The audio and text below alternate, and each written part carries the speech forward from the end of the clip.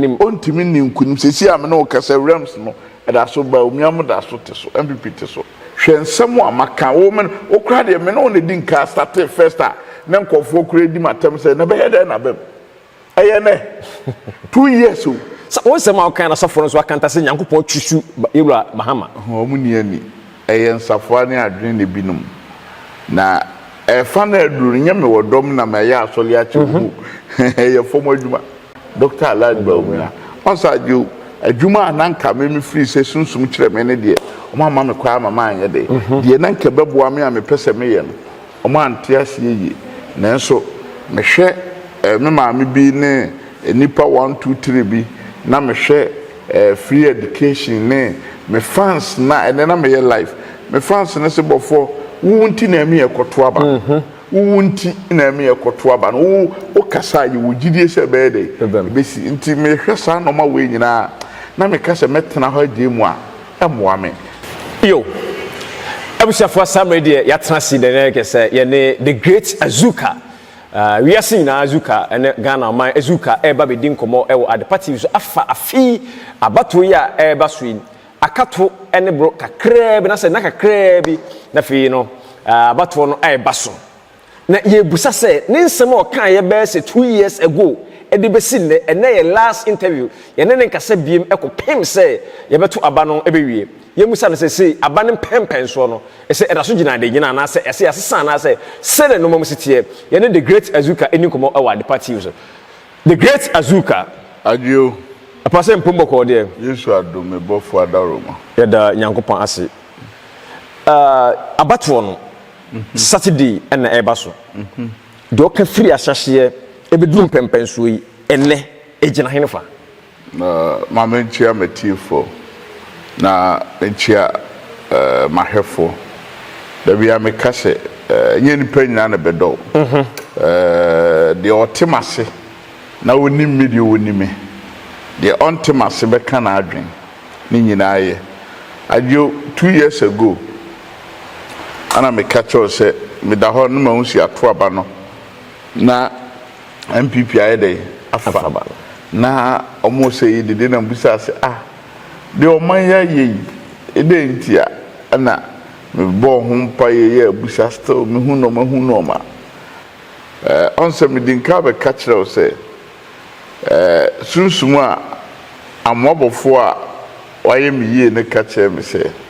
any great Azuka se me obetimi ama me ama MPP ayede awini na me ma omu date bi se me nam sabe ka se Dr. Bawumia be yi na post atamokra se no na so be yi no na oyi ni wie na nkomhya amahye donkuma we ne besie ni nyina no nkomhya amahye nyina ba mu wie a afi de metena se na sunsum ka che me se de mehu no se omoba ma me bibi ye de wo ho fi se me nam nya asasafo am anti omamba na me ba bonten be horo mensa enti video bi na e wa bonten se sa tam no ye se manya ye nhema so dan no na ye sa tam first na me sunsum na kanyam na me kai ye me sunsum wo me mu na ye dai e kai sa sunsum na ma me date o ma me ye dai e be horo mensa ye dai e free mu na me horo free mu wie ye no ana me wo ho a me hu se NDC asofo nyina ye dai akwakohia se omo supporto NDC ne tu mi se akom anase bibi be si mi so na me catch omo se menko a amoabofo metimi de o maye de ahwefom ama Dr. Bawumia wini ana MPP government betimi atena so na yo ha ne kasa yenka ne anokwa enese mabie enoma bia ma wo de hunoma ama odu wani ayede enti nsem na yeka na ye manokwa na meka me sofwa eno an se mababo ntin maka ne kusa sa na me sa na tie enti sa me yede me kasa me ye mu adwuma enti de enti a ya start from na hyase a ye chichiri mu ne aba besi se te sei anase enti sei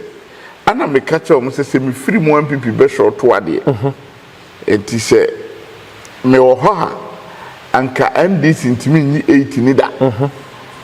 come number two different number. If he say 18 years stronger than for spiritualities. And I'm about Bontebeka say, and I'm said the Asofo aye nintino. I shall me say mensa meji MPP nyede. It's you. Na me ba metwe NDC do number 7. E wo sunsun. Me ka say dey sunsun mo.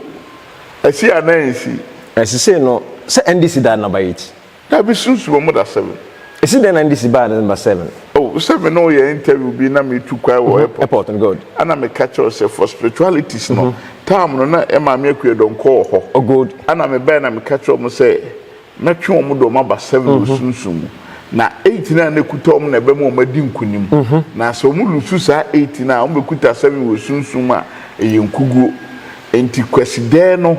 ana me kuta do no buru mu te se de na me do no isi ya na me buru mu me buru mu ade che na kwe donko ye de ekoye na ana me sa ba abonten be ka se ya twe om do ma ye de aba 7 na unyini ya onte ase enti for sunsun for the ba physical me chere numbers na say 7 eyenkugu 7 number no emwa kristoni eboan kremoni and this kremoni ni kristoni prade wo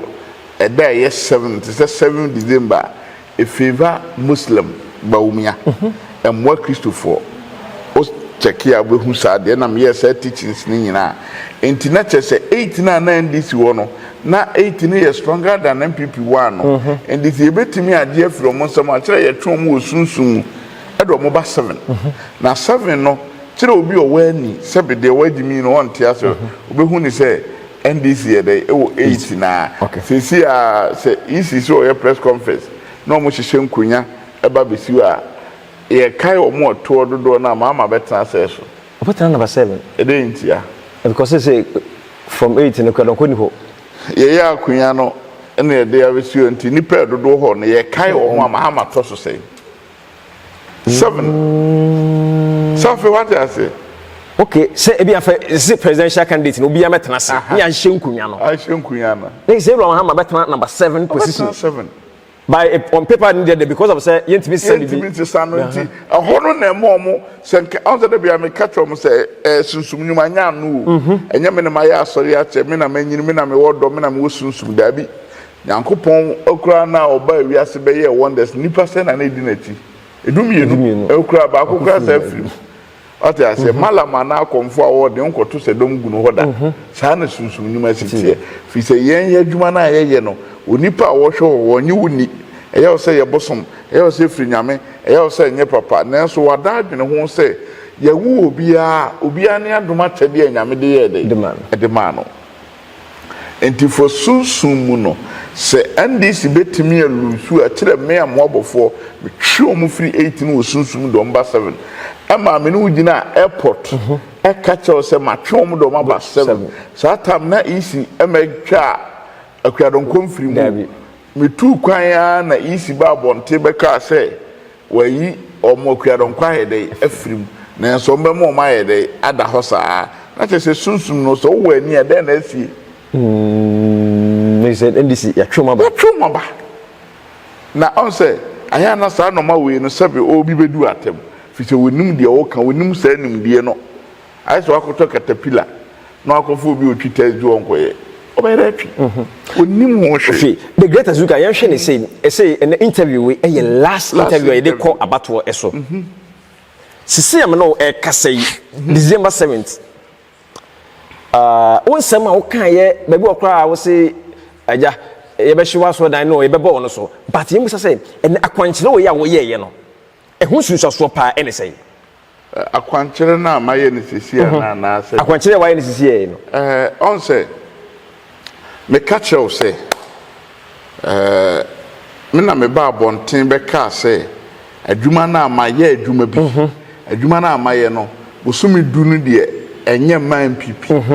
eduba ko aye November no eye MPP dia anti ebekutamu dia aye dey ewura December 7th ampa obi a wo hwem nim say November de ekoye ye dey ema MPP ne de ewura December enti se de ewura December on say me catch you say e normal nyankopon de ma me na normal bia na ese ka ho a ye ebewie peye no o ma me kwaya me anye sa normal no na enam say mahwefo ene nipa wabonten wo gidie wo mimu no se me nso me try ma hoɔden na me nso me push sɛ ne be ya nkunumdie be ye dey ebeba enti ene benada no ana me fato me ho so sɛ meba fi sɛ baabi a me wo no oba kwa abere nyina Ashanti region the whole Ghana a baabi a yeto aba o mo do so pa ye kwa abere asofo e wo dom pa nso ye kwa abere enti ye se me be freedom ebe free nsuo ahonhom botan eni nnua na me be kasa kire o mo se aba ye nto na anadwo so ata ye beto na wia okay enti anadwo adwuma no wo ho ansa na wia adwuma no enti se wia na ye beto aba ne de se me ba na benada na me be bodonu ebe sere ma honhom ne me sunsum se o ma boa me ma mako o mo ma me wie nkunimdie e wo 7 December enu nti anenne oba ya me no ko me sunsum water se me ko ma sunsum aduane na masere no Ojo chapter 1 verse 9 ne se ye maka bechi aduane ni na ye ne nipa enti ade a me ye nyina ne se ye kutam sese ne de ensesa still ensesa da so kutam pipi abato na ye koton December 7th no ensesa Mahama ntimi ni nkunim ontimi ni nkunim sese a me no kasa rams no da so Bawumia mo da so te so MPP te so papa asofo fro so ahyenkomo na dio na obi be hyenkomo amonko hwe na school atade achi hwe adio eni kwa akra senka obi sa me sa question we fi se hwe nsem amaka wo men okra de me no ne di nka start first na nkofo kura di matem se na be head na bem eye ne 2 years o so won se ma kan na sofo no so akanta se Nyankopon twusu ewura Mahama o mu ni ani eye nsafo ne adwene ne binum na fa na aduru nyame wodom na me ya asole a chewu eye fom adwuma ade ase eye obi owo sunsum obayiye na fa aduru ni sunsum agina ho na agina baabi ade ase ade ntina me kobodondo no me shata ade foforo ade na me no be interview masa shata ade foforo ade ase se ne kamitim di no asa etwa so e sunsum nkunimdi saa taade no mrebi a mehye bia na me di twa boa me de ye normal di nkunim e mako ataade ye me nkunimdi ataade so ase enti sunsum wiase no eno nti eno makase na me no wo kase sunsum na da so fita Bawumia enti aka 4 days ye bekutam na de awie na Dr. Bawumia onsa ju adwuma ananka me free se sunsum kire me ne de o ma me kwa mama anye de nanka beboa me a me pese me ye no o ma ante ase yi na nso me hwe me ma me bi ne nipa 1 2 3 bi na me hwe free education ne me fans na ene na me ye life me fans ne se bofo wunti na me ekoto aba wunti na me ekoto aba no o kasa yi wugidie se be de besi nti me hwe sa no ma we nyina na me kasa metena ho agemu a emoa me ese me am sore na me ye noma ohu noma ya yi enu nti na me se nyame ya adoma Friday na ade eche Saturday no ye be lock no ye to na ntwie fita eno no me pese me fans ne o mo edo me no ena eto sa ade no se ye de boabofo ye mfa masunsum na ye nkuno na ye mfa mogya ne ngufom na ye twitwa nam ne nche na ye nsere se eda no emoa nsuo emframa awufuo obi awu ba be so ne bada ye so nkoto so ase na ye nye saade no enti we ya kwanya wo a wodoben wo a wodi machi na opese saade na ye ya ma Dr. Bawumia no obeboa me number na egu ase no so betimi afre fiada no so ye twa na ntwie na ebe mo hu se ye twa de aboa se Dr. Bawumia ebewi ni osofo hye nkoma woto so wabompa wo de wo ya agu fam woto wo botons we nye tons dabi it no me gu fam the great Azuka ene de question and answer power at the party so interview mu ene Ghana for ye busa wo say wo solo fie ana ye judi wo sisudua ama Ghana for what say December 7th abato no nkunimdie no ekura eyura Bawumia ajomi sisupi mame mommy dono no kura Matias mame mommy dono no we na me bo na honhom so dia kodi Bawumia chi no me bodo no na o e onima no Dabi. Onum say ye. I say do no say me say the G na say ubo ma na the G oni. Ye the free nipa. Oh, okay. Yeah. Ye the free nipa. Enti sunsum kete me say free na kwetisi e beto aba no bia da bia me mo ma Bawumia. Enti me ba na nsuo ni ahohom nyina eteme nka tumidie ene nipa eteme nka omo anankom so omo ntokura so omo koto ama Bawumia. So ati ase enti ma me mo na me nka ncho say amabofo me kuta me didie mu.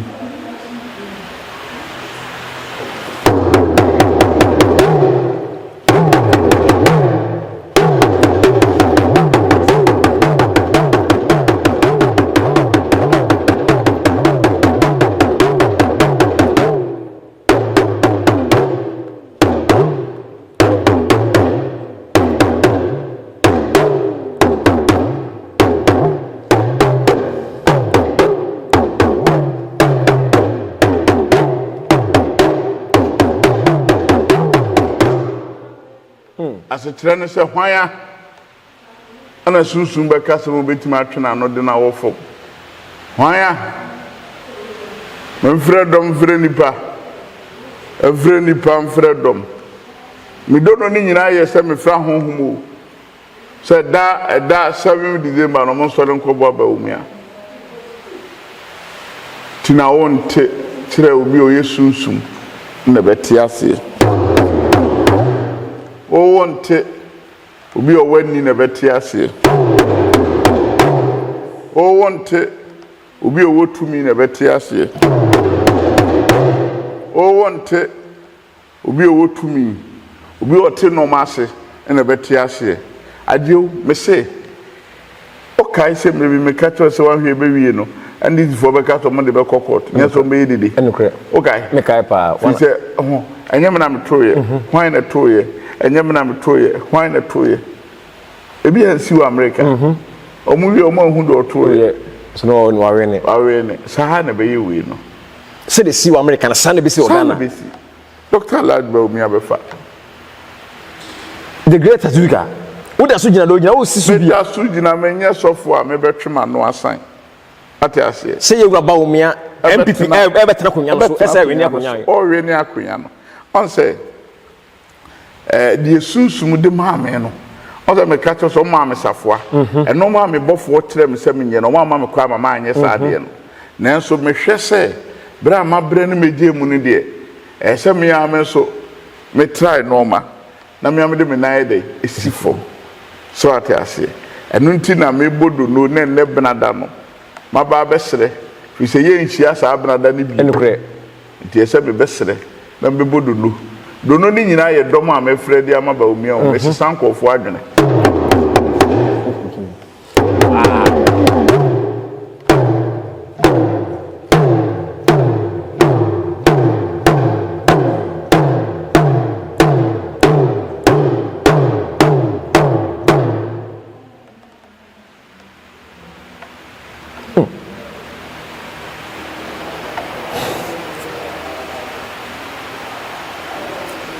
people be ni suwe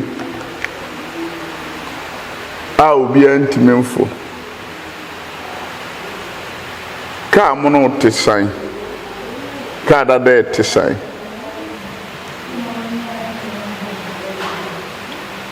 nanso ni perfo odwene ho abeda ate ase dienti amani pentimemfo ne se nsu ato atache woso nanso nipa timi nante atetem onante nkakra oma na anwene da se Dr. Bawumia bitima be yonku ndifo the catcher se ne yire no ka interview bi da bi ka se ne spiritual ne honhom o ya mo den se oba no ni sunsun ogina de achi a eyeye that me catcher se Bawumia be ba be wini man kan o kan nyina achira o catcher se na pu be ba enukre oba be wini ama santema sunsun woni ma de MPP na santema sunsun na soli o o ma soli o santema sunsun ma sori santema sunsun eta MPP achi eta MPP achi wow santema sunsun ma sori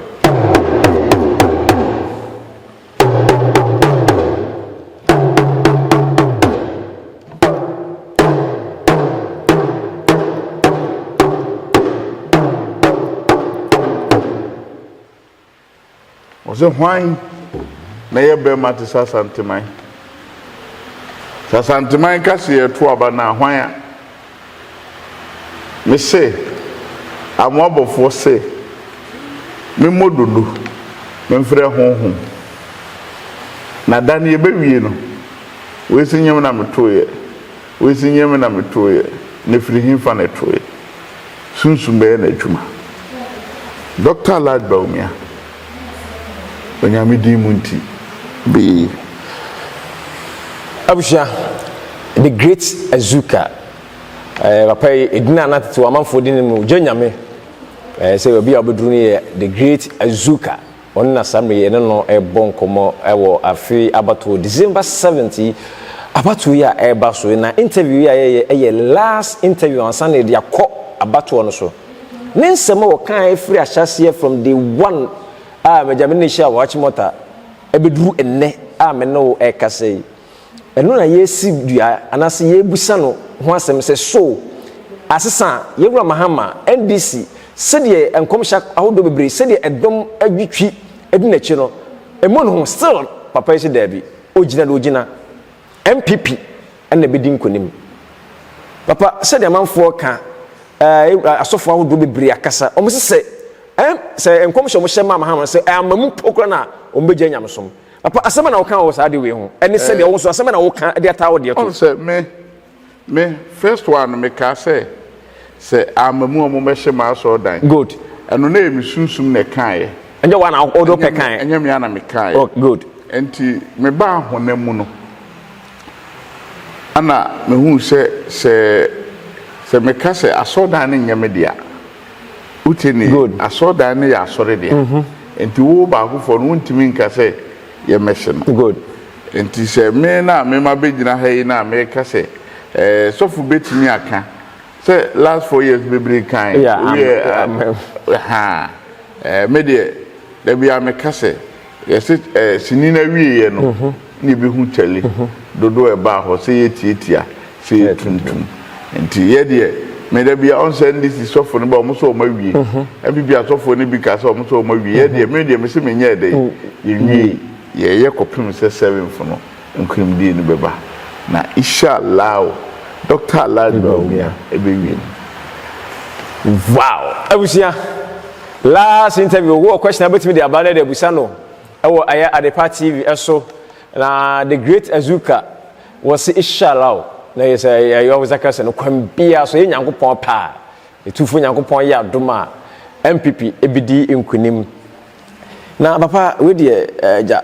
etimi hu se asema waka de ye de no se de wan wo sesan wa no wo ka se esesan wo baba edi empa na esi ya ama sunsum no yewura Mahama ontimi ensan Bawumia ho on say for spiritualities no on say asem we me no ka sa 31st me sa ka sa se omudi akonya si ho na te se ya de se wo agiu ye ma wo to nya dai enka so nya no so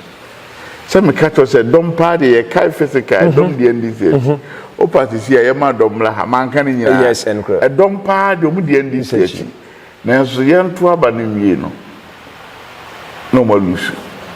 ebi si bebere ebi asi asabre ma abato bebere ye the black band de obi asi de okuta ayi poster kra nto ama so atase enti enye rally na obeye na ede dom bebere baba be go te se dom ba kuma se e dom go no no nche se wa wi omo wo mu no emu ebi aso mo ye 1000 a emu be ye temu fa ba ko nto ma Atiase. Ana ensi. Etibisi. Enti untimi mfa no nya hotoso. Da bia me se so no bi bobra. No onim nsu mu adwuma kyɛw. Onim sunsum kyɛw adue. So atiase. Enti aba no ono nditi mama na ye na hwefom 2 times. Enti ndisi wo ho anu aduro esenka sofo no bo omo no mutimi dane noma. Nanso enne omo nyina hwe wiem se o. Oman ni ma ye den ana Ghana we asi so tabi bibia bere betimi asi enti ye de amoabofo meme de me se na asofofo ni nyina se NDC awie no meme se me se no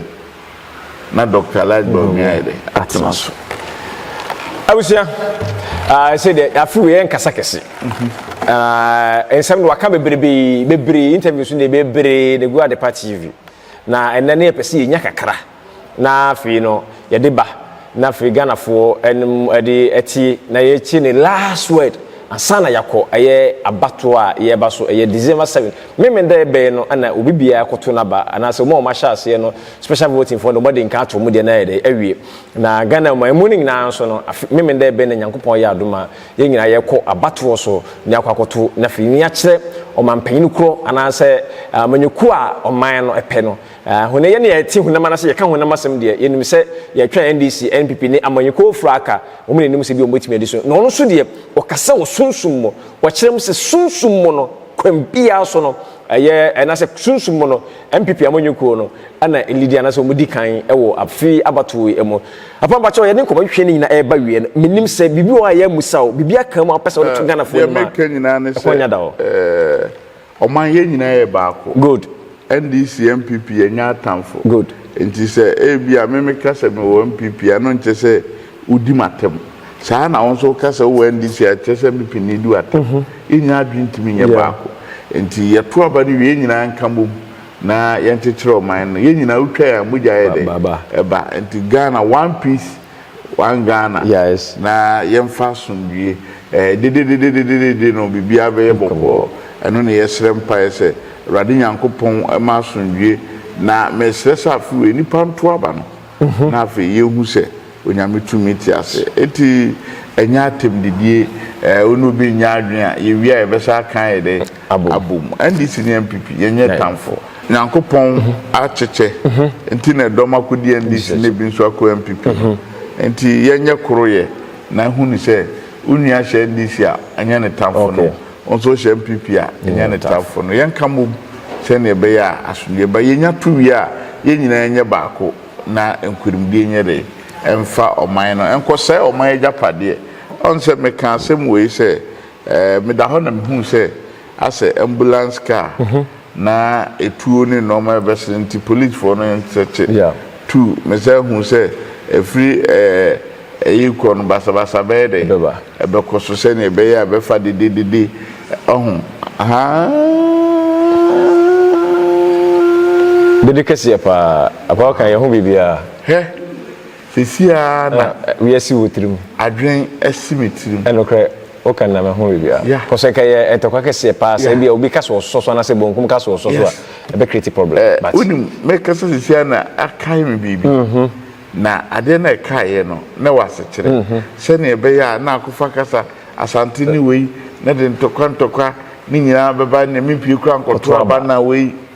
enti omonsore yes na omonkata me de menyewu ono ala ata sisia na ade no me de nimba bia na ade ne ye de efiri ba enti dia abayi adoma ne wanchi ne we ne se de no omonsoso na enye jinjin na sunje nye de emra bia wo peso ne me kasa ana wonti bibia ase a me number no ne gu ase na 0555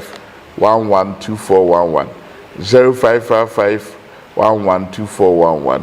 and 0277 204082 0277 204082 0277 204082 Nyamisha obibia one Ghana one peace. Wow, abusia na gesa na de komo hwehweni na esi the great Azuka ana oma yakonya ema ene yene no bon komo papa ye beda nyame asese bia afimo woni edi komo bebrebe be 2 years ago ache afri about for India de bia wasisu a ne de fana interview no e de hye so de ba wie na me no kasa de nyame yadom na se be sa kasa bi ma na kese yato abana ye de awie na fe ye ne no ebaji na dwenkyere e fasa abato ya yato e ho also betim do comment aba awrade adona yesu ama ye be sa hye bi awade party musudura na ekosi adwuma yakra mu nyina. A very big hello to all our lovely Tap Send customers across the world.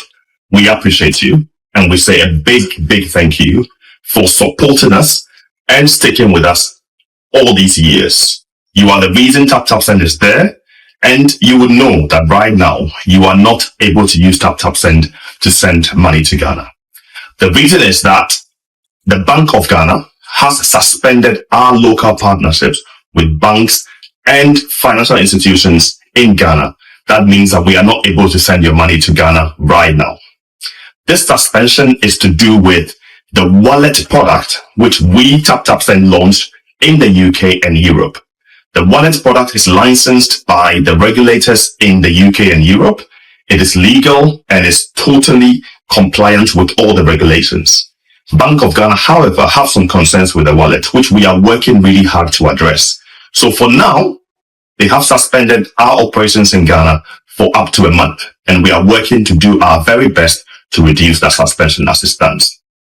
I will say though that the wallet product is legal in the UK, like I said. Your money is completely safe and protected by the laws in UK and Europe. So don't worry about your money. If you have money in the wallet, it will still be there when we come back, and it will be safe and secure. This wallet is innovation from us, and we hope that we can resolve this and continue to serve you, the Ghanaian diaspora. What I'll say though is, just like you stuck with us all this time, please stick with us again. Don't send your money through others. Hold the money if you can,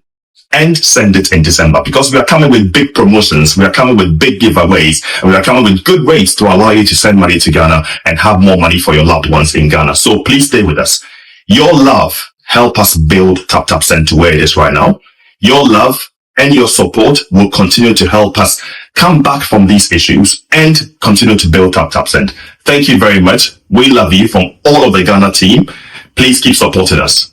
We'll be back soon. TapTapSend. Papa no no.